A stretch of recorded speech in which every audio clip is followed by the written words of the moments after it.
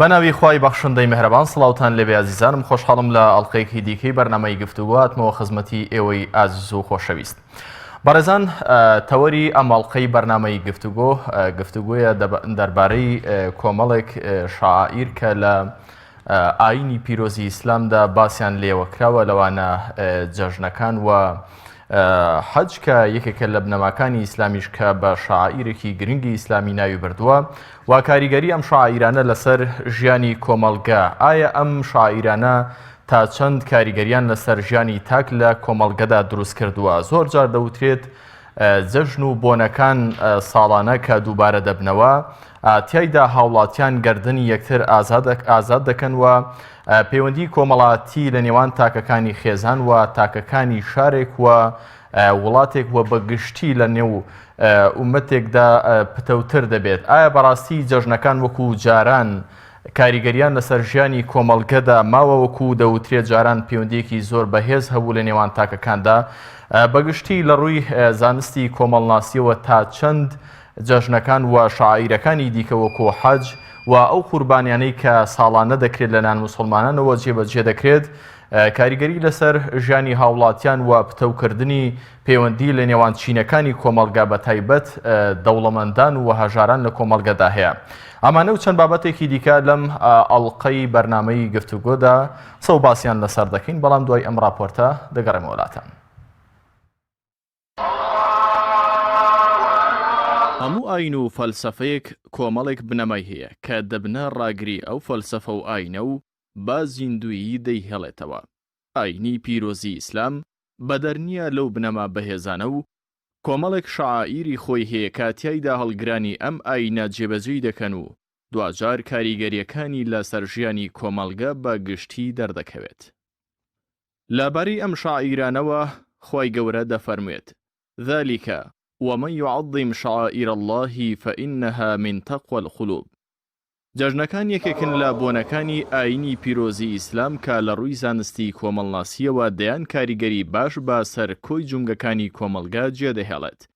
گرنگترین ئەو کاریگەریانەش خۆیان لە دروستکردنی پەیوەندیەکی بەهێزی خۆشەویستیدا دەبینێتەوە لە نێوان چینە جیاوازەکانی کۆمەڵگە کە ڕەنگە لە هیچ کاتێکی دیکەی ساڵدا ئەم پەیوەندیە لەم ئاستەیدا نەبینرابێت. ئەوەی هەستی پێدەکرێت لە جەژنەکان هاوڵاتیان ئاسوودەترن و ئەم هەلە دەخۆزنەوە بۆ سەردانی خزم و کەسە نزیکەکانیان و لە هەمان کاتدا دوور دەکەونەوە لە ئیش و کار و پشوویەک با جەستە و ڕۆحیان دەدەن. قوربانیکردن یەکێکە لە سونەتەکانی جەژنی قوربان کاتیایدا جیاوازی چینایەتی ناهێڵەت و پەیوەندیەکی بەهێزی خۆشەویستی لە نێوان هەژاران و خواپێداوان لەناو کۆمەڵگەدا دروست دەکات و جارێکی دیکە دەیانکاتەوە یەک کۆمەڵگەی ساغ و دروست. لا گرنگترین سوودەکانی جەژن لە ڕووی زانستی دەروونناسیەوە ئەوەیەکە لە ئەنجامی گەڕان و سەردانیکردن مرۆڤ ئاسوودە دەکات و لە قەلەقی و ترس و دڵەڕاوکێ دوور دەکەوێتەوە. منداڵانیش بەدەرنین لە سوودەکانی جەژن و پشکی شێریان لە سوودەکان بەردەکەوێت. لە گرنگترینیشیان دروستکردنی کۆمەڵێک یادەوەری جوانە کە تاوەکو کۆتایی ژیانیان لە بیر و ئەندێشەیاندا دەمێنێتەوە. الله أكبر ولله الحمد.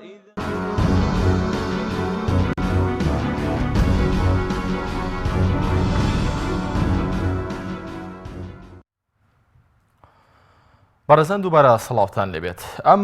تەوەرە گفتوگۆ دەکەم بە میوانداری هەریەکە لە بەڕێزان مافناس ساڵح سعید لە سەودەکانمان لە شاری سلێمانیەوە، هەروەها بەڕێز دکتۆر خالید گەردی بانخواز لە شاری ئەهەولێرەوە بە خێراتنی هەردوو میوانە بەڕێزەکانم دەکەم. سەرەتا دەچمە هەولێر لە دکتۆر خالید گەردیەوە دەست پێ دەکەم. دکتۆر بەڵێ هاوکاران ئاماژە بۆ دەکەن دکتۆر خالید جارێ ئامادەنیە لە بەڕێز ساڵح سعید مافناس دەست پێ دەکەم. بەڕێز کاک ساڵح سڵاوتان لێبێت و سپاس بۆ ئامادەبوونی بەڕێزتان. دەمەوێت بزانم کە لە دیدی بەڕێزتانەوە ئاینی پیرۆزی ئیسلام تا چەند گرنگی بە شاعیرەکان داوە بە تایبەت جەژنەکان و بەگشتی ئەمانە چ کاریگەریەکیان لەسەر ژیانی تاک هەیە کە ئەمانە وەکو واجباتێک لە ئایندا دانراون؟ زۆر سپاس جنابتان ئەەکەم. سڵاو و ڕێزم بۆ بینەرانی بەڕێز هەیە. دوای تێپەڕبوونی جەژنشارێکی تر جەژنە پیرۆزە لە سەرجەم مسلمانانی کوردستان و جیهانەکەین. ئینشاءالله هەموو ساڵێک ئەم جەژنانە بە خۆشی و شادی ئەگەڕێتەوە ناومان و کاتێک کە ساڵی داهاتوو جەژنی ڕەمەزان و جەژنی قوربان ئەبینینەوە ئینشاءالله هیچ کێشە و گرفتێک لە وڵاتیان نەماوە بە ئیزنی خوای گەورە. طبعا دیارە معلومە لای جەنابتان لە هەروەکو لە راپۆرتەکەشە ئاماژەی پێکرا سەبارەت بە ئەوەی کە ئاینی پیرۆزی ئیسلام چەندە گرنگی ئەدا بە شەعائیرەکان و بە جەژنەکان. بێگومان ئاینی پیرۆزی ئیسلام گرنگی تەواوی داوە بە کۆمەڵێک وێزگە کە ئەبێتە مای ئەوەی خەڵک یەک ئەخات و خەڵک و تەواوی مسلمانان بە شێوەیەکی تایبەت و تەواوی مرۆڤەکان لە چوارچێوەی وڵاتانی ئیسلامیدا بە شێوەیەکی گشتی کۆ ئەکاتەوە و یەکیان ئەخا و هەماهەنگی و هاوکاری دروست ئەکا لە نێوانیانە. کاتێک ئێمە ئەگەر سەیری هەینیەکان بکەین وەکو وتراوە جومعە جەژنی ئیمانداران و حەجی هەژارانە باسەکە لەوەیە کەواتە لە جومعەکانە مسلمانان وەکو وێزگەیەک کۆ ئەبنەوە بۆ ئەوەی هەم تەبابن لەگەڵێکە هەم برابن لەگەڵێکە و هەم ئاشتەوایی و هاریکاری لە نێوانیانە دروست ببێ. نوێژە بە کۆمەڵەکان بە هەمان شێوە لە شەو ڕۆژێکە 5 جار مسلمانان کۆ ئەبنەوە بە جیاوازی ڕەگەز و بە جیاوازی نەتەوە و تەنانەت بە جیاوازی مەزهەب و بە جیاوازی ئاستی بژێوی و ئاستی کارگێڕی و ئیداری و ئەوانە هەمووان لەو وێزگانەدا کۆ ئەبینەوە. باش گرنگی ئەو وێزگانە چیە کاک ساڵح؟ بێگومان هەر تاکێک ڕۆژانە سەرخاڵی کۆمەڵێک ئیش و کار دەبێت، بەڵام ساڵانە بە تایبەت لە جەژنەکان و وەکو بەڕێستان کە باسی جومعاتان کرد کە جەژنی هەژارانە، ئەمانە گرنگی ئەو وێزگانە چییە؟ چی لە تاکەکانی کۆمەڵگە دەکات کە لە ئەنجامی ئەم بەرێکەوتنە و یەکتر بینینە ساڵانە؟ بێگومان ئێمە ڕۆژانە ماندووبوونێکی جەستەییمان بۆ دروست دەبێت و هەمان کاتا ماندووبوونێکی ڕۆحیشمان بۆ دروست دەبێت. ئەگەر ئێمە باسی جەژنەکان بکەین سەیرەکەین جەژنی ڕەمەزانیش و جەژنی قوربانیش بە دوای دوو عیبادەتی زۆر گەورەدا دێن کە ئەم دوو عیبادەتە ئینسان ساز ئەکەن و ئینسان پەروەردە ئەکەن و وای لێ ئەکەن کە بەڕاستی ئامادە باشێکی باشی بۆ دروست ئەکەن لە چاندنی ئارامی و سەبر و دان بە خۆداگرتن و لە چاندنی گرنگیدان بە وەخت و بەکات و تەنزیمکردنی کاروبارەکانی ژیان و یعنی هەر لە باسی ڕۆژوگرتنەوە بیگرە بۆ باسی حەج تێبینی ئەکەین مەسەرەن ئێستا مەراسیمی حەج کە مەراسیمێکی زۆر گەورەیە هەموو مسلمانان تایە کۆ ئەبنەوە بە ڕەنگە جیاوازەکان بە دەنگە جیاوازەکان بە زمانە جیاوازەکان بە ئاستە جیاوازەکان هەمووان لەو شوێنەدا کۆ ئەبنەوە وەکو مەیدانی مەحشەری ڕۆژی قیامەت هەمووان بە بەرگێکی سپیەوە بە هەموو جیاوازیەکان وەلا ئەندێن لەوێ پێمان ئەڵێ کە بەڕاستی مرۆڤەکان هەمویان یەکن هەمویان یەکسانن هەمویان برای یەکن یعنی هیچ شتێک لەوێدا ئەم جیاوازی چینایەتی ئەم دەوڵەمەند و هەژار و ئەم جۆرە غیرە و ئەم بوغز و کینەی کە لە نێوان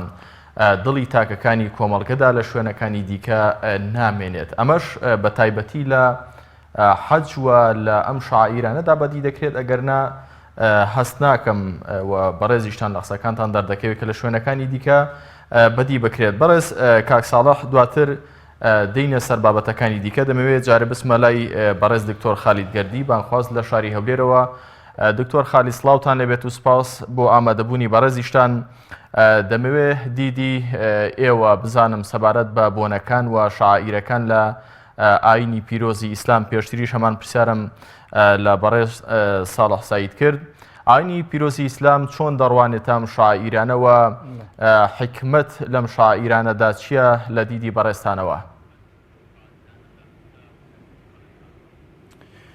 بله بسم الله الرحمن الرحيم الحمد لله والصلاة والسلام على رسول الله صلى الله عليه وعلى آله وصحبه وسلم. سپاسی بەڕێزتان دەکەم و سپاسی میوانە بەڕێزەکە دەکەم. بەڕاستی ئەو بۆنانە ئەگەر تەماشای بکەین لە دیدی ئاینی پیرۆزی ئیسلامەوە شتی زۆر گرنگی تێدا چکە لە ئیسلامەتیدا بۆ نوێکردنەوەی ئەو ئینسانە نوێکردنەوەی ڕۆژانەمان هەیە هەفتانەمان هەیە ساڵانەمان هەیە یعنی تەماشا دەکەن مسلمانان هەموو یەکتری دەبینێت لە نوێژە بە کۆمەڵەکان کەوا دەکرێت لە هەفتانەکەوا کۆ دەبنەوە لە ساڵانە کە لە مەراسمی حەج و لە نوێژی جەژن و زۆر مناسباتی دیکەوەکو ڕۆژگیران و مانگگیران و پێغەمبەر صلی الله علیه وسلم جاری وهەیە هەر بەبێ مناسبەش فەرموویەتی کە شتێکی بەسیط هاتە پێشی فەرموویەتی ئەی بیلال خەڵکم لۆ کۆکەوە حەز دەکەم قسەیان لەگەر بکەم وەخۆی پێغەمبەر صلی الله علیه وسلم لە زۆربەی جێگایەکاندا دائیمەن کورتە وتارێک شتێکی بۆ خەڵک ئەدا بۆ نمونە لە چیای عەرەفە قسەی بۆ خەڵک دەکرد بۆ نمونە لە جمعەکاندا بەردەوام قسەی بۆ خەڵک دەکرد لە پێشنوێژیەکاندا لە تەسویە سووفدا کۆمەڵە قسەی لە بۆ مسلمانان دەکرد لێرە بەڕاستی دەمەوێت ئەوە بڵێم یعنی حکمت لەو کۆبوونەوانەی مسلماناندا ئەوەی حەیەویەتیان تێدا هەبی حەرەکەیان تێدا هەبی جوولەیەکیان تێدا هەبی تەماشا دەکەی بەڕاستی شتێک دروست دەکات لە ناخی ئینسانی ئیمانداردا کە مسلمانان هەموو لە پشتیەکەن ئەو حەدیثەی پێغەمبەر صلی الله عليه وسلم دێتە بەرچاوی کە دەفەرمێ المؤمن للمؤمن كالبنيان يشد بعضه بعضا دەفەرمێ ئیماندار لە بۆ ئیمانداری وەکو بینایەک وایە کەوا یەکی دیکە قەیم دەکا و تونتر دەکا ئێمە هەموو مسلمانانە بێ لە پشت یەکتر دابن یەک دەنگمانەبی یەک ڕەنگمانەبی یەک شێوازمانەبی حتى گەویشتە حدێک پێغەمبەر فەرمووی صلی الله عليه وسلم مثل المؤمنين في توادهم وتراحمهم وتعاطفهم كمثل الجسد إذا اشتكى منه عضو تداعى له سائر الجسد بالسهر والحمى فەرمووی وێنەی ئیمانداران وەکو ئەوە وایە کە یەک جەسەد وابن ئەگەر هەر یەکەجان تووشێ شتێک بوو ئەو تووشی ئەو شەو نخونیەبی کەوا یەک کەس تووشی دەبێت زالۆی بەڕاستی پێم وایە لە عالەمی ئیسلامیدا ئەو ڕۆکە کە ئەوەی نەبوونە مفتەقەدە لە ناو ئێمەدا زۆر جاری وایە کەم تەرخەمی لەوانە پەیدابی تەسیرەکاتە سەر کۆمەلگاش بەڵام دکتۆر خالید ئەوەی کە لە جیهانی ئیسلامی ئەمڕۆدا دەبیندرێت وەکو بەڕێستان پێشتر ئاماژەتان پێکرد بۆ ئەوەی کە فەرمودەیەکی پێغەمبەریشتان هێنایە و درودی خوا لەسەر بێت کە مەثەلی الجەسەدی مسلمانان وەکو یەک لە شەوان بەڵام ئەوەی کە دەبیندرێت ئەمڕۆ ئەم شاعیرانە لە ناو ئومەتی ئیسلامیدا جێبەجێ دەکرێت و بەڵام وەکو یەک لە شەشنین هۆکاری ئەمە چییە بۆچی مسلمانان ئەمڕۆ ئەوەندەی دژاتی یەکتر دەکەن ئەوەندەی کە تەڵەکە و فێڵ بۆ یەکتر دادەنێنەوە بەگشتی لەسەر ئاستی نێودەوڵەتی وە لەسەر ئاستی تاکیش زۆر جار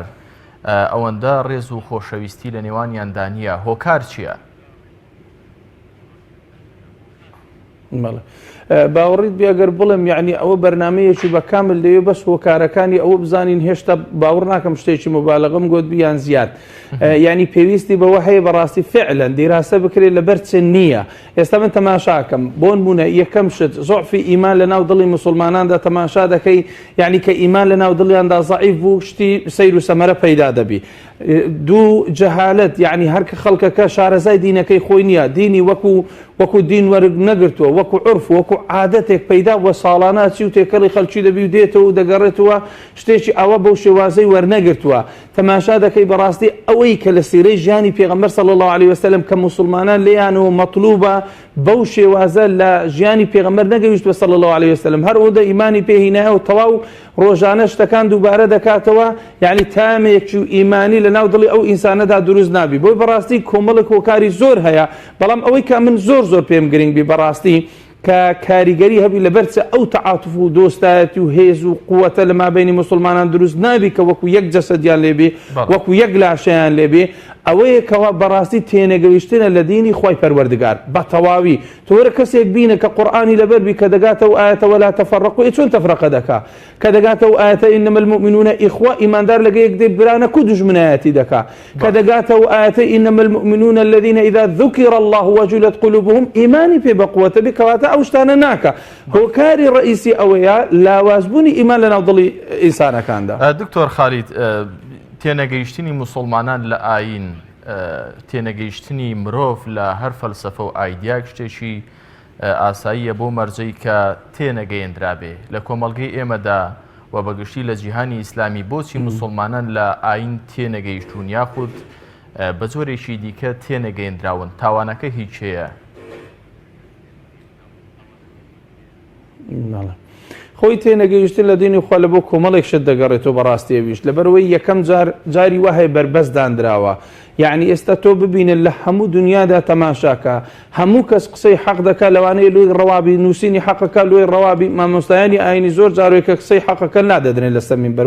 زۆر جاری وایە قوربانیمان داوە بەوە حتا مامۆستای ئاینی بووەتە قوربانی یعنی ئەوە یەکێک لە هۆکارەکانە بربەستێکی زۆر لە بەردەستی دادەندرێ پاشی هەنجینێ یعنی هەموو شتێک ڕێگەی پێ نادرێ یعنی ئێستا تو تەماشاکەی لە هەموو دنیا بڕۆ بڕێ کۆلۆجی طوبەکەمەوە ئەعتیادیە هەندەسەکەمەوە ئەعتیادیە بڕۆ بڕێ قسمی ڕیاضە دەکەمەوە ئەعتیادیە بەڵام کاتێک کە دێ سەر قسمی شەریعە کاکەمەیە دینێکی حەق و ڕاستی بۆ خەڵکەدا بگەینم ئەوە ڕێگەت پێ نادرێ بەڵکو ببینە لە کوردستانی خۆمان نەکولەی شەریعە لە دووەکە بۆ قەپات کرا لە شاری ئەو لێرە تەماشاکەی کۆمەڵێک مەدارسی دینی هەبوو قەپات کران و یعنی خرانە سەر وەزارەتێکی دیکەدا یعنی هۆکار پەیدا هەبی لەگەر ئەوەشدا بەڕاستی نەوعێک لە ئازادی هەیە بڵێم نییە شتێکی چاکە بەڵام ئەو بربەستانە هۆکارن لۆ خاتری ئەوەی کەوا خەڵک زۆر جاری وهەیە دینێکی صحیح وەرنەگری جا وەکو ئەگەر ملاحەزە بفەرمووی بەس ئەو کەلیمەی قسەی بڵێم پێم خۆشە زۆر جاری وهەیە کە خەڵک ڕێگە نادەن لە مامۆستایانی ئاینی بە جوانی لە دینەکەی تێبگا لە ئەنتەرنێت و لە تەواصل اجتماعیدا دەچی لەوێن دەرفێر دەبی فێرە فکرەی توندڕەوی دەبی فێرە شتی زۆر ناشرین دەبی فێری ئەوە دەبی زۆر جاری وهەیە سەلامکردنی پێ لە یەکێک جائز نییە یان جاری وهەیە نوێژکردنی پێ لە دوو ئیمامێک دروست نییە فکرەی سەیر و عەجایب لەولا فێر دەبی خۆگەڕێی پێ بدەن باوەڕکە لەوانەیە مامۆستایانی ئاینی بە شێوازێکی واتەیان دەگەینن کە جوانترین ڕەوش لە ئیسلامەتی چییە دەگاتە بەردەستی هەموو لایەک بەڕێز دکتۆر خالید هەرچەندە سەرەی کاک ساڵح سەعید دەبستمەوە لای بەڵام من دەمەوێت هەر لە سەرم بابەتە بۆ ئیلانە دەین سەبارەت بە تێنەگەیشتنی مسلمانان پرسیارێکی دیکە ڕاستەی بڕێستان بکەم ئەویش ئەوەیە زۆر جار گلەیەک لە خودی مامۆسانی ئاینی دەکرێت و لە ساڵانی ڕابردوودا نقاشێکی بەهێزیش لەسەرەوە دروست بوو هەندێک جار لەسەر پرسی ڕۆشنبیربوونی مامۆستای ئاینی لەگەڵ ڕێز و احترامێکی زۆرمان بۆ خوێندەوارەکان و ڕۆشنبیرەکان بەڵام ئەمەش هۆکارێک نەبوو بۆ ئەوەی کە نەتوانن کۆمەڵگە بە باشی تەنمیەکەن و بە باشی ئەم پەیامەی کە ئاینی پیرۆزی ئیسلام هەیەی بگێنن بەو پێی کە دەبینین هەفتانە لە نوێژی جومعە ژمارێکی یەکجار زۆری مسلمانان دێنە بەردەم مامۆستانی ئاینی بەڵام ئەوان وەکو پێویست ناتوانن ئەم پەیامە ئەم حکمەتانەی کە لە شاعیرەکاندا هەیە بۆ مسلمانانی بگێنن ئەمەش هۆکار نییە ئەگە بە کورتی وەڵام دەیتەوە بەڵێ ئەوە شۆکارێکی ڕئیسی قسەکە زۆر جوانە هەندێک مامۆستای ئاینی هەیە ناتوانانی و پەیامەکو خۆی بگەینی ئەویش لەبەرەوەیە لەبەرەوەی مطالعەیەکی زۆر ناکە دیراسەیەکی زۆر ناکە خۆی ئەسلەن لە دینەکە باش شارەزانیە نەیتوانی ئەو پەیامە بە جوانی بگەینی ئاساییە هەر وەکو ئەوەی کە برێن بۆ نمونە ئێستاگە تەماشاکەی کۆمەڵی خەتیبی زۆر لادراونە لەسەر مینبەرەکاندا ئەوە سەبەبێکە لۆی خەڵک بە تەواوی لە دینەکە تێنەگا ئەمەش سەبەبێکی دیکە کۆمەڵە خەڵکێکی در هاتینە جێی ئەوانەیان گرتێ کە بەڕاستی کەفوو نینە وهەندێکیان لەوانی هەر بە خۆیان کەفوونە بە شتێکی تەبیعی ئینسان کە لە زۆر مسائلی دینی دا هەیە شارەزانیە لەبەر چیە ئیواهەیە جاری وایە لەبەرەوەی نەخیندەواریە ئیواهەیە جاری وایە لەبەرەوەی یعنی هۆکاری ئەوەی هەیەکەوە ئەو مامۆستایە خۆی دراسەیەکی زۆر قوڵ ناکێسە جاری وایە مامۆستایەکی ئاینی ببینە دوو کتابی تەفسیری نەخوێندیتەوە صحیح ستە شارەزانیە چار کتابی تاریخی بە تەواوی نەخوێنیتەوە لە مێژووی ئیسلامەتیدا شارەزابی ئەو چۆن دەتوانی خەڵک تێبگەینی طبعا کاریسەیە ئەوە نیە وەزارەتی ئەوقاف بەخۆی جاری وایە ڕادەگەینی دەڵێ ئێمە کارەباچیمانێ کردیمانە بە خەتیب و دامانە لەبەر نەبوونی خەتیبی پێویست و لە بەردەستیاندا و تەعیناتێکی تەواو نەدراوەتە بەردەستیان لەبەرەوەی خەڵکێکی دیکە هەیە پەیامەداتە خەڵک زۆر باشە کاک ساڵح دکتۆر خالید دەڵێت مسلمانان لە حکمەتەکانی شاعیرەکان وەکو پێویست تێنەگەیشتون بۆیە کە ئەم شاعیرانە لە ئاینی پیرۆزی ئیسلامدا کە دانراون دوجار کاریگەری ئەوتوان بەسەر کۆمەڵگەوە نییە هەر ڕۆژێکە و بەسەریاندا تێدەپەڕێت وە لە حیکمەت و فەلسەفەکەی تێنەگەیشتون پرسیارەکە ئەوەیە ئەرکی چێکە ئەم حکمەت و ئەم فەلسەفانەی کە لە پشت ئەم شاعیرانەوەن بۆ مسلمانان ڕوون کاتەوە تیان گێنێت بەڵێ طبعا من پێم وایە یەکێک قسەیەک هەیە کە ئەڵێ وەما ئافەت الئیخبار ئیلا ڕواتها بەڕاستی ینی ئافەتی هەواڵەکان هیچ نییە ئیلا ئەوە نەبێت کە ئەیگەێنێ بەڕاستی پێم وایە لەو مێگەکەوێتە سەر هەمومان بە شێوەیەکی گشتی ئەویش ئەوەیە کە لەواچی ئێمە وەکو پێویست ئاینەکە یەکەم لە خۆمانە جێبەجێمان نەکرد بێت یعنی هەر تێنەگەشتنەکە نییە بەڵکو ئەوەیە کە ئێمە کاتێ ئەو ئاینە وەرەگرین تعبیری ئەخلاقی و سلوکی ڕۆژانەی خۆمان وەکو ئاینەکە تیامانە ڕنگ ناداتەوە بەڕاستی پێم وایە ینی گرفتی گەورە لە ناو عالەمی ئیسلامیە جەنابەت لەگەڵ جەنابی مامۆسایە ئاماژەت بەوە کرد یا پرسیاری ئەوەت کرد کە ئەم هەموو پارچە پارچە بوون و دووبەرەکی و فیتنە و خراپەی کە ئێستا ئەم کەڕاهێتەی کە ئێستا لە ناو موسڵمانانە هەیە ینی بەڕاستی تێبینی بکە ئەگەر ئێمە سەیری مزگەوت بکەین کە ئیمام ئەڵێ الله ئەکبەر ئەوەی لە ناو مزگەوت تا کۆبۆتەوە ینی هەموو چین و توێژەکانی تایە تەنانەت هەموو لایەنە سیاسیەکانیشی تایە و هەموو چین و ئەقوامەکانی تایە هەموو ئاستا کۆمەڵایەتیەکانی تایە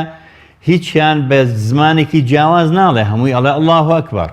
کەواتە مینبەر بە کەواتە قیبلە کەواتە مسلمانبوونی ڕاستەقینە هەمومان یەکەخات هەمومانەکاتە برایەک هەمومانەکاتە ئاستیەکەوە هەروەکو چۆن لە مەراسیمی حەجا هەمومان یەک ئەبینەوە یەکەخاتەوە هەمومانەکاتە ئاستیەکەوە بە هەمان شێوە هەموو پەروەردەیەکی قورئانی وامان لێکە کە بەڕاستی ئێمە ببینە ئینسانێکی باش لەبەرەوەم پێم وایە بەڕاستی ئێمە تربیەتەکەمان ینی تربیەتێکی صحیح نییە ینی پەروەردەیەکی ڕەسەن وەرنەگیراوە ئەجا تەبەن ئێمە بەڕاستی ئەوەندەی قساکەین ئەوەندە کردەوەمان نییە من پێم وایە ینی ئێستا وتار زۆرە و مامۆسانی بەڕێستی زۆر جوان باسەکەن ولا حتا لە تۆڕە کۆمەڵایەتیەکانە هەمووی هەر خراب نییە شتی زۆر باش هەیە زۆر باش بڵاوە بێتەوە بەڵام ئەوەی کە هەیە گرفتەکە ئەوەیە کە بەڕاستی یعنی ئێمە کە هەڵگری پەیامی ئیسلامین و بانخوازین و ئاینی پیرۆزی ئیسلام ئەگەینین هەرێکەمان بە جۆرێک لە جۆرەکان یعنی وەکو پێویست بەڕاستی لە خۆمانە ڕەنگی نەداوەتەوە یعنی سەیرەکەی خوای گەورە وەسفی پێغەمبەرەکە صلی الله علیه وسلم کە وإنك لعلى خلق عظيم عائشة دایکی ئیمانداران خوا لێی ڕازی بێت وەسفی پێغەمبەرەکە صلی الله علیه وسلم كان خلقه القرآن مامۆسایان و مسلمانان کاتێ باسی پەروەردەیەکی قورئانی ئەکەن بۆ ئێمە ئەڵێ پێویستە ئێمە مسلمان بین لە عەقیدە و بیر و باوەڕماندا مسلمان بین لە عیبادەت و خواپەرستیمانە مسلمان بین لە ئەخلاق و خۆڕەوشتماندا مسلمان بین لە ماڵ و خێزان و خانەوادەمانە یعنی ئەمانە ڕەنگی نەداوەتەوە لە تیجارەتمانە ڕەنگی نەداوەتەوە لە مەسەلەن من ئەبێ کاتێکاڵم من مافناسم یا پارێزەری ئەەکەم یان قازیەکە یان مەسەرن هەر شتێک هەر پیشەیەکمان هەیە بەڕاستیە بێ پێش ئەوەی ئەو پیشەیە لە تایە ڕنگ باتەوە ئەبێ ئەو ڕنگ باتەوە تایە کە کەسێکی مسلمانە کەسێکی داعیە کەسێکی بانخوازە یعنی لە پێش ئەوەی بیر لە مهنەکەی بکاتەوە بیر لە خۆی بکاتەوە بیر لەوە بکاتەوە هەڵگری پەیامەکە و ئەو نوێنەرایەتی ئەو دینە ئەکا ئەگەر ئێمە بە نوێنەرایەتی دینەکەی خۆمان مامەڵەیەکی جوانمان نەکرد ئەوە دووچاری ینی لێپێچینەوە ئەبین ینی تێبینی بکە یەکێکەکو ئەبوو حەنیفە خوا لێی ڕازی بە و ڕەحمەتی خوای لێبێ کاتێکە ئەڕواتە دوکانێک مامەڵە ئەکا لەگەڵ دوکاندارەکەش نایاتێ دوای ئەڕوات کە ئەڕوات هاوڕێکەی پێڵێ فڵان کەس تۆ ئەگەر بزانیە ئەوە چ پیاوێک بوو هەر بە مای خۆی ئەدایەوە پێی وتی بۆ وەچێ وتی ئیمامی عەزەم و ئەبوو حەنیفە بوو ڕۆژ بە دوایە ئیمامی ئەبوو حەنیفە ئەمەی قبوڵ نەکرد وتی من بەڕاستی ئاینەکەمم بۆ ئەوە ناوێت کە من ئەبوو حەنیفەیەکەم بۆ ئەوە ناوێت کە تۆ مامەڵەم لەگەڵ نەکەی مامەڵەیەکی شەرعی و دروست لە بینی من و تا پێویستە ببێ لەبەرەوە نەچۆ لەو دوکانەشت بکڕێ ئەمە لەکوێ کە ئێستا ئێمە ئیبینین یعنی لەبەرەوە مەسەرەن کۆمەڵەشت هەیە کە بەڕاستی من پێم وایە بەشێکی زۆرمان بووینەتە ینی بار بەسەر ئیسلامەوە بە قەناعەتی کولیەوە ئەڵێم لە عالەمی ئیسلامیە زۆر پێویستەکە مراجعەی خۆمان بکەینەوە مجتەمەعی ئێمە مجتەمەعەکە وەکو ینی محەممەد عەبدا ئەمەی وتووە جەمالدینی ئەفغانی ئەمەی وتووە سعیدی نەورەسی بە ڕەحمەت بێت ئەمان وتووە کە ڕۆیشتینە ئەوروپا ئیسلاممان بینی مسلمانمان نەبینی هاتینەوە عالەمی ئیسلامی مسلمانمان بینی بەس ئیسلاممان نەبینی ئەمە گرفتی ئێمەیە بەڕاستی باش زۆر جار باس لەوە دەکرێت لە خودی ناو مزگەوتەکاندا کاتێک کە لە هەموو نەتەوەکان و لە هەموو حەزب بە جیاوازەکان دەستنە ناو مزگەوتێکەوە سەلام لە یەکتر دەکەن و لە تەحیاتدا سەلامیان هەیە و لە سەلامدانەوەکاندا بەلای ڕاست و چەپدا سەلام لە یەکتر دەکەن واتە ئەم مرۆڤانەی دەوروبەریان سەلامەتن لە دەست و زمانی یەکتر بەڵام کە دێنە دەرەوە هەر ئەم مرۆڤانە کە دڵیان لە ناو حەرەمی مزگەوتدا پاکە دواتر لەسەر یەکتر دەخوێنن ئەم بە ئێعازی حزبێک و ئەم بە ئێعازی لانێکی دیکە زۆر جار لە دەرەوە کێشە و گیرگرفتیان لە نێودا دروست دەبێت. دەمەوێت بزانم کە هۆکاری ئەم پەرتەوازەیە یەکێک لە هۆکارەکان وێناکردنێکی خراپی حزباتی نییە لە وڵاتی ئێمە. سەرنجی بەڕێستان لەسەر ئەمە چییە؟ حتما یەکێک لەو گرفتانەی کە لە عالمی ئیسلامیە هەیە و لە ناو مجتەمەعی موسڵمانە هەیە و تەنانەت ئەوانەی کە خەڵکانێک ئیشی لەسەرەکەن ئەوەیە تەفکیکی ئومەت، تەفکیکی ئوسرە، لێکەڵۆشاندنی خێزان، لێکەڵۆشاندنی کۆمەڵگە، پارچە پارچەکردنی کۆمەڵگە. ئەگەر تێبینی بکەی یعنی خوای گەورە لە قورئانی پیرۆزە کە ئەفەرمێ يا أيها الذين آمنوا اتقوا الله حق تقاته ولا تموتن إلا وأنتم مسلمون. پاشان فرميتي واعتصموا بحبل الله. يعني اگر اما لخواي پروردگار پرسين پروردگارا اما چون بينتان بمسلمانتي بمرين فرموا واعتصموا بحبل الله جميعا. فدز بدينكي خواوا بگرن. كواتا اما ليره دا اگر تبيني بكين سيرك اتحادي اوروبي بسنو دولت زياتر ليك اتحاد كوبنتوا یەک جنسیان هەیە، یەک جوازیان هەیە، یەک دراویان هەیە، یەک سنووریان هەیە. ینی سنوورەکانیان کەچی مەسەرەن ئێمە پارچە پارچەکەن، نەک هەر ئەوەی کە عەرەب و کورد بە یەک بەشەڕەدەن، فارس و کورد بە یەک بەشەڕەدەن، تورک و کورد بە یەک بەشەڕەدەن، بە پێچەوان و هەر لە ناو نەتەوەیەکیشە هەمومان بەشەڕەدەن. پارچە پارچەمانەکەن بۆ ئەحزاب، پارچەمانەکەن تەنانەت ئەوەیە کە پێغەمبەر صلی الله علیه و سلم فەرمووی دەعوها فإنها نتنة أو منتنة. ئەوە شتێکی بۆگەنە وازی دەبێنن کە باسی عەسەبیەت و باسی ڕەگەزپەرستێتی و باسی عنسوریەتەکە کە بەڕاستی یعنی لوبی مشکیلەکەی کۆمەڵگەی ئیسلامی ئەمەیە بەڕاستی. و ئەوەی کە ئەوانیش ئیشی لەسەر ئەکەن هەر بەم شێوەیە کە ئەوان هەوڵ ئەدەن خێزان کە تۆکمەیە کە لە دایک و باوک و چەند مناڵێک پێکاتووە یان لە بنەماڵەیەک ئەیانوێ ئەمە هەڵوەشێنن، خێزان هەڵوەشێنن، کۆمەڵگە هەڵوەشێنن، پارچە پارچەی بکەن. تەنانەت مەسەلەن لەگەت ئێمە تێبینی بکەین ینی من وەکو عەرزم کردن ینی ئێمە بەڕاستی پەروەردەکەمان پەروەردەیەکی ڕەسەن و ئەسیل نییە. ئێمە کاتێک کە خۆمان بە موسڵمان ئەزانین ئیتر حیزبایەتی یعنی چی؟ من کاتێک کە موسڵمانم ئیتر چ پێویست ئەکا ناوێکی تر لە خۆم بنێم؟ خۆ لە قیامەتە ملة أبيكم إبراهيم هو سماكم المسلمين. أو خوا ناوي مسلمان كواتا حتى ناوي مسلمان تنها بو آيني بيروزي إسلام نيا بو همو آينا كان لآدم وسلامي خوالي سربي حتى خاتم همو بيوتي مسلمان وهمو آينا كانش بيوتي آيني إسلام أو جاوازك بو أو تري والله أو أما موسى بيغمر عليه السلام أو عيسى بيغمر أما يعني همو آينا كان ورضيت لكم الإسلام دينا لآدم وحتى خاتم هر إسلام بوا. زۆر باشە کاک ساڵح جارێکی دیکە دەگەڕمەوە لای بەڕێستان دکتۆر خالید. دەمەوێت بزانم کە ڕاگەاندنی کوردی لە کوێی گرنگیدانە بە ئەم شاعیرانە کە وەکو بەڕێز ساڵح سەعید باسی لەوە کرد کە ئاینی ئیسلام هاتووە بۆ تەفکیتی ئوسرە بۆی کە خێزان تەواو و تۆکمە و پتە بکات. بەڵام ڕاگەاندنی کوردی لە ئێستادا لەو سەردەمەدا لەکوێدا لەم پەرسەدا ئایا بۆ لەبەرێک هەڵوەشاندنە و یاخود بۆ ئەوەیە کە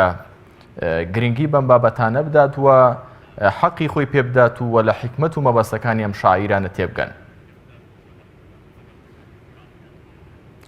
بەڵێ طبعاً یەکێک لەو هۆکارانەی کەوا بووەتە هەڵوەشاندنەوەی خێزان کە ئێستا ئێمە وەکو مامەستای ئاینی زۆر بە وازەحی بەڕوونی دەرێک بەو بابەتە دەکەین لەبەرەوەی کێشە هەڵوەشاوەکانی خێزانی پێشی دادگایەکان زۆر جاری وهەیە ڕوو لە ئێمە دەکا بەڕاستی دێنە لای ئێمە کە ئێمە لە هۆکارەکەی دەکۆڵینەوە تەماشا دەکەین بەشێشی زۆری عیلاقەی بەو ئیعلامە خراپەدا هەیە کە لە ناو کۆمەلگای کوردیشدا زۆر برەی پێدەدرێ پارێکی زۆری لێسەرف دەکرێت و وای لێکرایە بەڕاستی حتا هەندێکیان زۆر بە سەراحەت وە دەڵێن یعنی لەو تەقلید چاولێکردنەوانە و لەو شێوازانەی کە خیانەت و لەو شێوازانەی کەوا خۆ کوشتن و لەو شێوازانێکەوە کۆمەڵێشتی زۆر خراپ تایبەت لە دراما تورکیەکان و کۆریەکان و کە دەخسترێتە سەر شاشەکان و پاشان تەرجەمە کرد و بە زمانی کوردیدا بە خەڵک ئاشنا دەکرێت و کە گرفتی ئەوانە دەیەنتە ناو ئێمە و کە لە لای ئێمەوە چارەسەر ناکرێوان هەلو خۆشی تەماشای دەکەن بەڵام نازانن لە ڕووی علمی نەفسەوە دەڵێ گەر یەکێک چار دراما بە تەواوی تەماشا بکاتن بە ئەکیدی یەکێکیان تەقلید دەکاتەوە ئەوە بەڕاستی جا لێ بەڕاستی مە دەتوانین بڵێن ماعەدا ئیعلامیە ئیسلامیەکان باقیەکەی دی زیاتر هەندێکیان هەر بە تەرکیزی وەکو ئەوەی کەوا موجه کرابی لە بۆ ئەوەی خێزانەکان تێک بدات جلوبەرجیان بگۆڕی شێوازیان لا بدات لە دینەکە بە دووریان بێختەوە کەلتوری وڵاتانی دیکە بهێنتە ناو ئێمەدا بنێ لۆی پێغەمبەر صلی الله عليه وسلم کە وەختی خۆی فەرمووی ئێوە وەی لێدێ بە دوو ئومەتانی پێشی دەکەون بەست بە بەست و گەست بە گەست فەرمیان یا رسول الله مەبەستت پێشێ جوولەکە و نەساڕایەکانە فەرمی فەمەنی الناس إلا أولئك لە غێریوانە چێ هەیە تا فەرموو خەڵک ئێستا بە ئەنواعی شێواز لە گۆرانی دەڵێ لە غوچول و بەرگ دەرێ لە شکل و هەیئەت و ئەو شێوازانە دەرێ لەو هەموو ئەو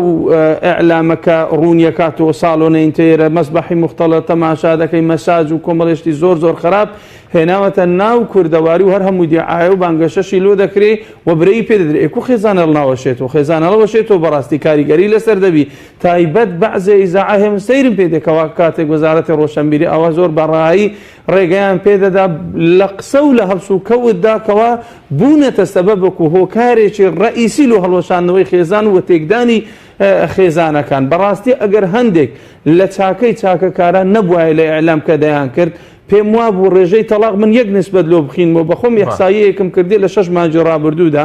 کولی ڕۆژێک 25 ئافرەت تەلاق درایە لە مەحکەمەی کولی ڕۆژێک لە کوردستان لە شاری هەولێرێ تەنها نەک بڵێن شارەکانی دیکە هۆکارەکەی تەماشا دەکەی خیانەتی زەوجی هۆکارەکەی تەماشا دەکەی مۆبایلە ئەنتەرنێتە هەروە بێتەوە ئەو ئیعلامەیەکەمە یەکە لە نوختەکانی قسەی لەسەر دەکەین کە هەندێک شتی نیشانی ئەو ملەتە قوربەسەرە دەدەن هەندێک شتی نیشانی ئەو فەقیر و خەڵکی هەژار و تازە پێگەویشتووە دەن کەوا مێشتی ئیستیعاب ناکە زۆر جاری وهەیە کە وەری دەگری یەکسەر دێتەوە لە ماڵی خۆیدا تەقلیدی دەکاتەوە کاکە فلیمێکی تایکاندۆ لێ دەدرێت کە بۆکسی دەوەشێنی دەڵێ منداڵەکان تەماشا نەکەم بۆ نمونەوە میسالێکی بەسیتە کە من خۆم ئەسڵەن قەناعەتم بەوە نیە ئەگەر بتەوێ خەڵک تەقلیدی نەکاتەوە نابێ پیشانی بدەیت خەڵک تەقلیدی ئەکاتەوە ئەو دێ دەڵێ ئەو درامایە لە 18 ساڵ کەمتر تەماشای نەکە عائلەک و بکەنە دوو بەش هەندێکی بستە و دوی تەماشا نەکەوی دی تەماشا بکە تەئسیری لەسەر ئەوە هەیە لەسەر ئەوە نییە ئەوە چ پۆڵێنکردنێکە جالوێ بەڕاستی ئەوە هۆکارێکی ڕئیسیە بەڕاستی لە هەڵوەشانەوەی خێزان دروستبوونی خێزان بەڕاستی بیدایەت لە چەند دوو کەسەوە پێک دێتن پاشان کە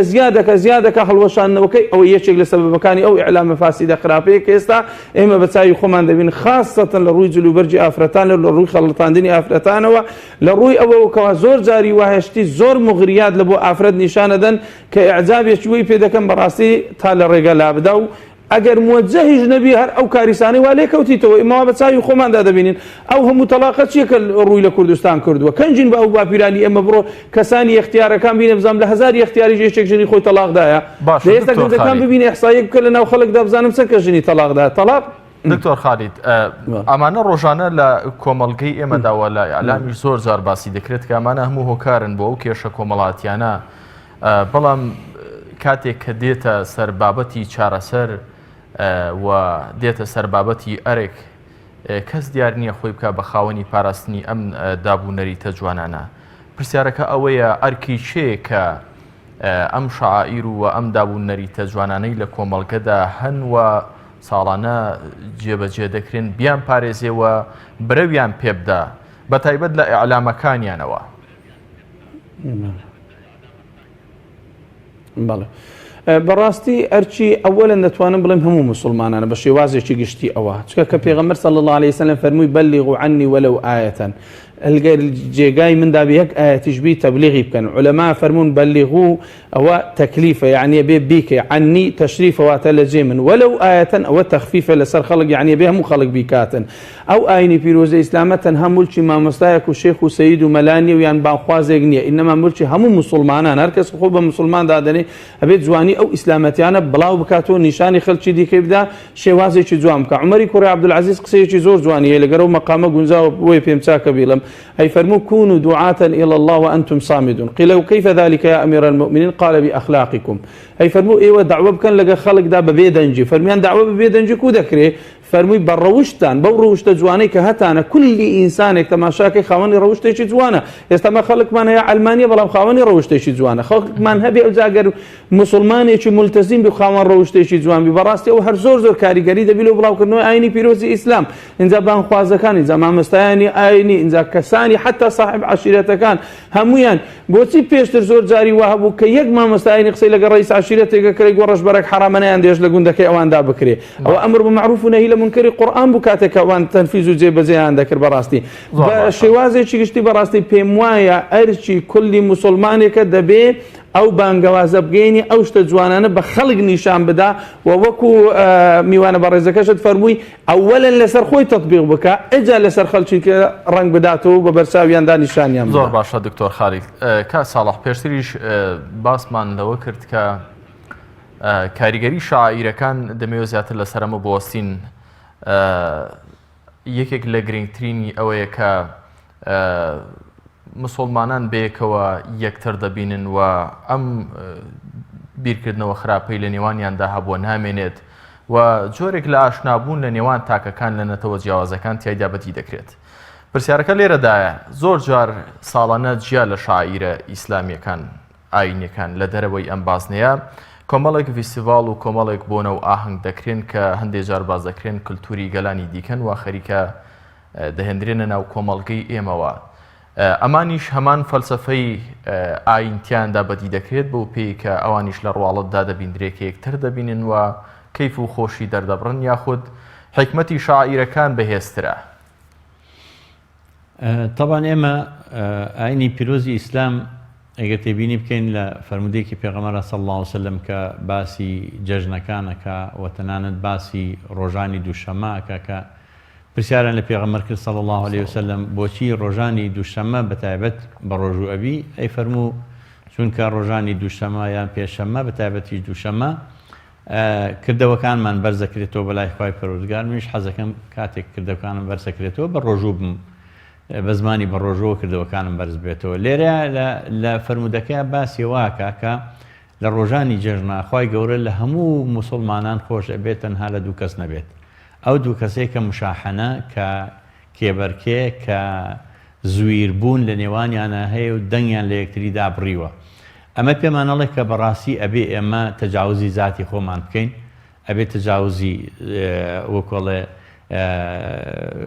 کیبریایەک و خۆبەزلزانینێکی نەفسی خۆمان بکەین و بزانین کە گەورەی ئینسان لەوەیە کە تەبایی بپارێزێ، برایەتی بپارێزێ و یەکڕیزی بپارێزێ. ئاینی ئیسلام هاتووە بۆ یەکخستنی تاکەکان، یەکخستنی کۆمەڵگە، یەکخستنی خێزانەکان، یعنی تەنانەت ئەو کێشە و گرفتانەی کە هەیە لە جیابوونەوەکانە کە جەنابی مامۆستا ئاماژەی پێکرد. ئامارەکان نەک جەنابی فەرمێ 25 خێزان لە ڕۆژەکە، بەڵام من پێم وایە کە بەپێی ئەنجومەنی دادوەری لە ساڵی 2017 ڕۆژانە 34 خێزان لە بەرێک هەڵوەشاوەتەوە کە ئێستا بەرەو زیادبوونیش ڕۆیشتووە بەڕاستی، یعنی ڕۆژ بە ڕۆژ زیادەکە. بەڕاستی یعنی وەکو ئاماژەمان پێکرد، یعنی ئەم شەعائیرانە ئەبێ لە ئێمەیان ڕەنگ باتەوە، ئەبێ لە ژیانی ڕۆژانەمانە ڕەنگ باتەوە. من کە مسلمانم ئەبێ ڕەنگ باتەوە لە سلوکما لە ئەخلاقما. یعنی پیاوێکە کاتێکە ئەچێتەوە ماڵەوە سیرەکەی بە مسلمانانە مامەڵە ناکە، ژنێکە بە مسلمانانە مامەڵ ناکە، دایک و باوکەکەیە بە مسلمانانە مامەڵە ناکەن لە پەروەردەکردنی مناڵەکانیانە. یعنی جۆرەها سلوک و تەسەڕوفی ناشرین لە کەسەکانە ئەبینێت کە قودوەن، کە سەرمەشقن. طبعا کاتێک کە یعنی ئینسان سەرمەشق بوو لێ تێکچوو حتمما دووچاری ئەوە بێ کە ئەوانەی تریش سەیری ئەوان ئەکەن بەڕاستی. لەبەرەوە هەمیشە هەوڵ ئەدرێت کە کەسایەتەکان بشکێنرێن، هەمیشە هەوڵ ئەدرێت یعنی ئیعلامی غەربی و ئیعلامی ئەلمانی و ئیعلامەکانی تر کە دژەدینن هەمیشە هەوڵ ئەدەن مەسەرەن کەسایەتەکان بشکێنن، کەسایەتی ئاینی بشکێنن، کەسایەتی علمی بشکێنن، کەسایەتی کۆمەڵایەتەکان کە ڕەمزی کۆمەڵایەتین و کاریگەریان لەسەر کۆمەڵگا هەیە بیشکێنن. لەبەر چێ کاک ساڵح بۆچی دایانەوە بیان شکێنن ئەم جۆرە کەسایەتیانە؟ لەبەرەوەی کە بەڕاستی ئەوان ئەیانەوێت لە سەرچاوەکەەوە وشکی بکەن، یعنی لەکوێوە ئینسانی باش دروست ببێ لەوێەوە وشکی بکەن. ئەوەی کە جەنابی مامۆستا ئاماژەی پێکردیانی سیرەکەی مزگەوتەکان سەرچاوی پەروەردەکردنی گەنجەکانن، سەرچاوی پەروەردەکردنی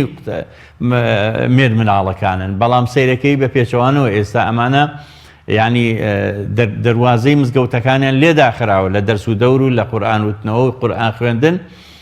ئێستا بڵین کە لە هاوی نایە بەڵێ لە هەندێک لە مزگەوتەکانە وەزارەتی ئەوقاف و بەڕێوەبەراتی ئەوقاف خۆشبەختانە ڕێگەیانداوە کە خەڵک فێری قورئان بێ بە بەڵام بە شێوەیەکی گشتی لە کاتەکانی ترە قەدەغە کراوە بەڕاستی و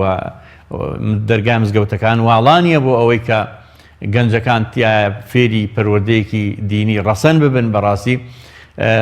یعنی ئەمە ئەوەی کە ئەو ڕەمزانە ئەشکێنێت بۆ ئەوەی کە ئێستا مەسەرەن ئێمە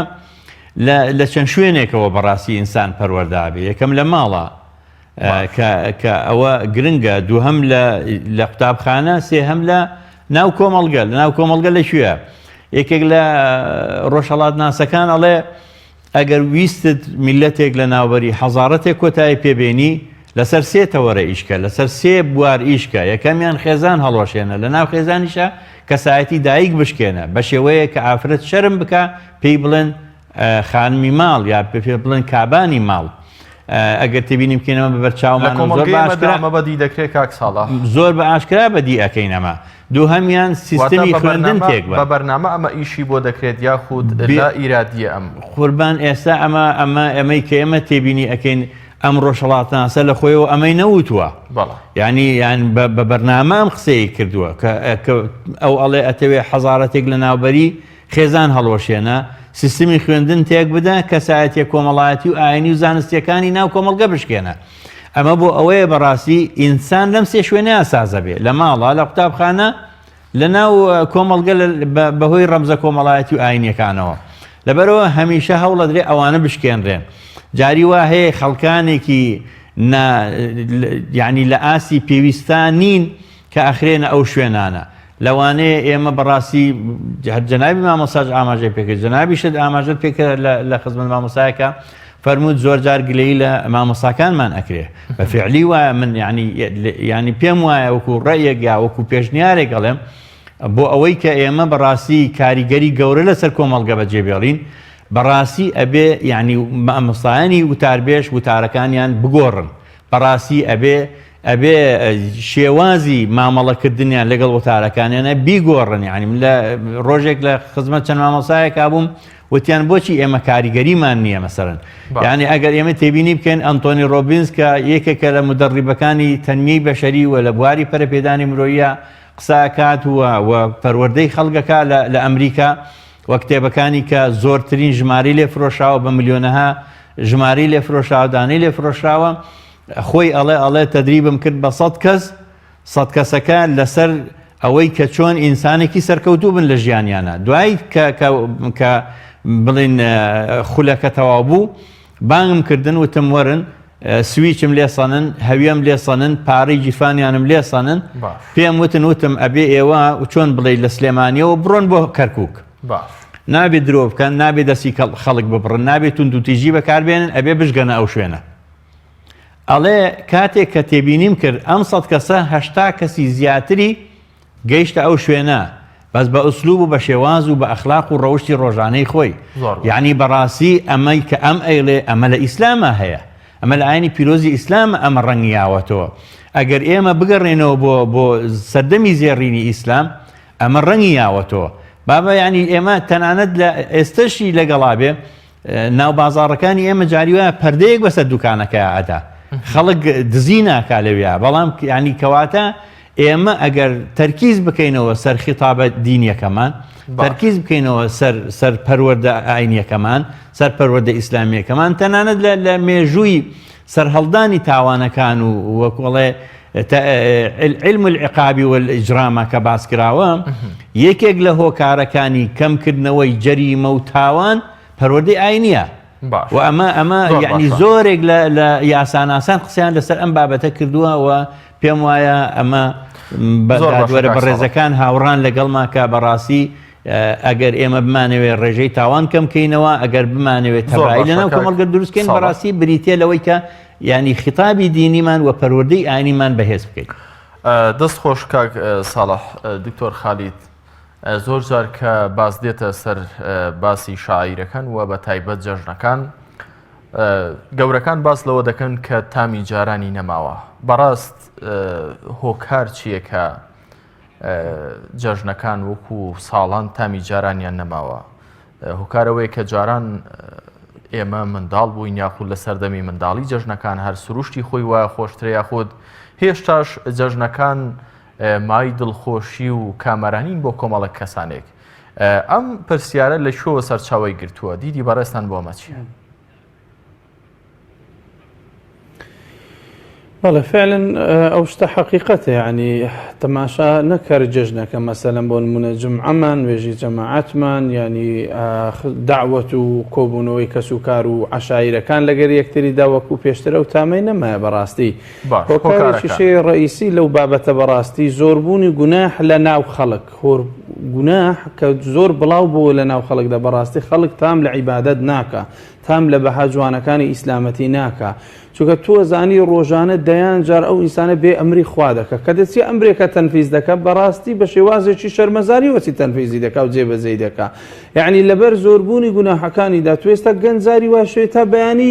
خەریکی فەیسبووکە سبەینی نوێژی سبەینی چۆ بەخەبەر ناتێ پاشی نوێژی بەرەبەری نیمڕانی نوێژی سبەینی وەڵاو ڕووەکە نەم کردووە ئەو زۆربوونی گوناح لەناو کۆمەڵگادا. پاشەم بڕۆ تەماشا ئافرەتەکان کە جلوبەرجیان کە شێوازیان کە ئێستا ئافرەت هەیە کە ئەو قسەی من دەبیستی جاری وایە 180 لەو ئافرەتانەی نوێژێ ناکەم بەس لەبەرەوەیە نەخۆ ئاوی بە دم و چاوی داکە ئەخکو بە دم و چاوی داکە لە کاتێکدا ئەو هەموو سۆرا و سوبیا و تاتۆی لەسەر دەست و دم و چاوی خۆی داکردێ دەبی هەمووی لادە نایکاتن یعنی بێ ئەمری خوای تەعالا دەکا یعنی زۆر بە ئیعتیادی گوناح لە ناو خەڵکدا بوویتە شتێکی باو و ئیعتیادیدا تەماشاکە ئەو معسیەتە تەئسیرەکە علەما قەدیمەن فەرمیان المعسیە بعد المعسیە عقاب المعسیە یعنی گوناح لە دوای گوناح تا ئەوە عقابی گوناحێکی دیکە دەدا و سەبر ئەو ئینسانە ئینتیقالەکە. پێغەمبەری خوا صلی الله علیه وسلم وای لە سەحابەکان گەیاند ڕۆژێکدا فەرمووی بڕۆن داری کۆکەنەوە داریان هینامیان لەسەر یەکدانە فەرمی ئەوە نمونەی گوناحە گچکەکانە هەمووتان لەسەر یەکدانە بوو بە گوناحی گەورە خەڵک وای لێ هاتێ لەبەر زۆری گوناحەکانی شەرمەزارە بەرامبەر بەخوای گەورە تام لە عیبادەتە ناکە تام لەو شتانە ناکە کەوا لە شعائیر و گەورەی ئیسلامەتیدایە لێ بەڕاستی قەنەعەت لە ناو خەڵکیدا ضعیف بووە پارەی حەلال لە ناو خەڵکدا کەم بووە یعنی حتا ئیجتیماعی لە ڕووی خەڵکەوەدا تەماشا دەکەی کەمتر خەڵک یەکتری دەبینی یعنی شێوازی دیکە بەدیلی دیکە پەیدا بووە تەلەڤیزۆن بوویتە خزم و دۆستمان ئەنتەرنێت لە ماڵەکان بوویتە میوانی بەردەواممان سەردانی یەکترمان نەما لە یەک گون لە ئەڵمانیا 1 ساڵ تەجربەیەکیان کرد هەموو ئەدەواتی معاسر و سەردەمیان لابرد دوایی دیراسەیان کرد 1 ساڵ لە ناویاندا نەکارەبا و نە موبایل و لە ئەنتەرنێت و زەمەنی قەدیم پارەیەکی زۆریاندا بە گوندە بەس بیانەوەی دیراسەی خۆیان هەموو ئیشی خۆتان بکەن حەقمان بە هیچ دانێ بەس دیراسەتانەکەین لە کۆتایی ساڵ بە دوو نەتیجە دەرتون دوو نەتیجە گوتیان لە ناو کۆمەلگادا زۆر باش بووە نسبەی نەجاحی تەڵەبەکان لەگە ساڵانی ڕابردوو لە هەر هەموو ساڵەکان باشترە دوو ڕوحی ئیجتیماعیان لەناو بەقووەت بووە لەبەرەوەی تەلەڤیزۆن نەما لەبەرەوەی ئەنتەرنێت نەماشت نەما هەر هەمویان چوونەوە دیوەخان و سەردانی یەکتر و سەر زەشتەی قەدیم و ئەو زۆرەشتانە دووبارە بکەنەوە لەگەڵ یەکتریدا ئەو سۆز و عاتیفەیە دروست دەبێتەوە بەس ئێستا ئەوانە جێگەی گرتیتەوە. دکتۆر خالید کاتم نەماوە هاوڕێیانم دەڵێن کاتت هیچ نەماوە ئەگەر کۆتا قسە بتانەوێت لەم بەرنامەیەدا بیکەن سەبارەت بە تەوەری بەرنامەکە چییە سەبارەت بە شاعیرەکان و سەبارەت بەم بابەتانی بەگشتی باسمان کرد لە بەرنامەکە زۆر بە کورتی شتێکت ما بێ سپاس دەکەن. پێغەمبەری خوا صلی الله عليه وسلم دەفەرمێ لا يدخل الجنة قاطعون دەفەرمێ ئەو کەسە ناستە بەهاش کە سیلەی ڕەحم و خزمایەتی و دۆستایەتی دەبچڕێنی ئامۆژگاریم بۆ ئەو خەڵکە ئەوەیە فی سەبیل الله لەبەر خوا لە بۆ ڕۆژی قیامەتی خۆیان هەر کەسێ قسەی لەگە یەکێک نییە خزمی خۆی بغزاندیە تووڕەی کردیا هیچ مەپرسە لە بەرچێ بەس فی سەبیل الله بچیتەوە سەردانی بکە ئەو خزمایەتی و دۆستایەتیە لە بەینیاندا پسڕایە دروستی بکاتەوە جارێکی دیکە. زۆر باشە سپاس بۆ ئامادەبوونی بەڕێستان دکتۆر خالید گەردی کاک ساڵح بەڕێستان وەکو دواقسە لەم بەرنامەیەدا وەکو ئامۆژگاریەکیش بێت بۆ هاوڵاتیان بۆ ئەوانەی کە هەرچەند لە ڕۆژانی جەژنیشدا تێپەڕیوین بەڵام تاوکو ئێستا کەسانێک هەرماوە کە گەردەنیان نازاکەن وە کێشە و بغزێک لە نێودڵیاندا مابێت. بەڕێستان ئامۆژگاریتان بۆ ئەم جۆرە کەسانە چییە؟ وەکو دواقسە زۆر سپاس. بەڵێ وەڵام منیش لە خزمەتانە هەر ئەو فەرمودەی پێغەمبەر صلی الله علیه وسلم و بیری خۆشم و بینەرانی بەڕێز ژەهێنمەوە کە ئەفەرمێت سوێن بە گەورەی خوا ئێوە ناچنە بەهەشتەوە هەتا ئیمانتان نەبێ و ئیمانیشتان نابێ هەتا یەکتریتان خۆش نەبێت. ئایا شتێکتان پێ بڵێم کە ئەگەر کردتان یەکتریتان خۆشەوێ کە بریتە لە بەربڵاوکردنی ئاشتەوایی و سەلام و سەلامکردن لە یەکتری و سەردانی یەکتری و سیلەی ڕەحم بەجێهێنان وەکو جەنابی مامۆستا ئاماژەی پێکرد کە ئێمە ئەوە و ئەو فەرمودەیەش لە بیرمان نەچێکە فەرمووی لە ڕۆژانی جەژن ئاخوای گەورە لە هەمووان خۆشەوێت تەنها لەو دوانە نەبێت کە دەنگیان لە یەکتری داگرتووە. بەڕاستی هەوڵ بدەین کە ئەوە لە خۆمانە دوورخێنەوە و هەوڵ بدەین زۆر بەڕێز پێشناز ساڵح سعید لە ستۆدیۆکانمان لە شاری سلێمانیەوە سپاس بۆ ئامادەبوونی بەڕێستان هەروەها بەڕێز دکتۆر خالید گەردی بانخواز لە شاری هەولێرەوە سپاس بۆ ئامادەبوونی تۆش دووبارە. بەڕێزان بەم شێوەیە کۆتاییمان هێنا بە مەڵخەی بەرنامەی گفتوگۆ تا بێگەیشتنەوە لە گفتوگۆیەکی دیکە واتەوەرێکی دیکە ملاکتان بەخوای گەورە و میهرەبان دەسپێرم. خواتان لەگەڵ.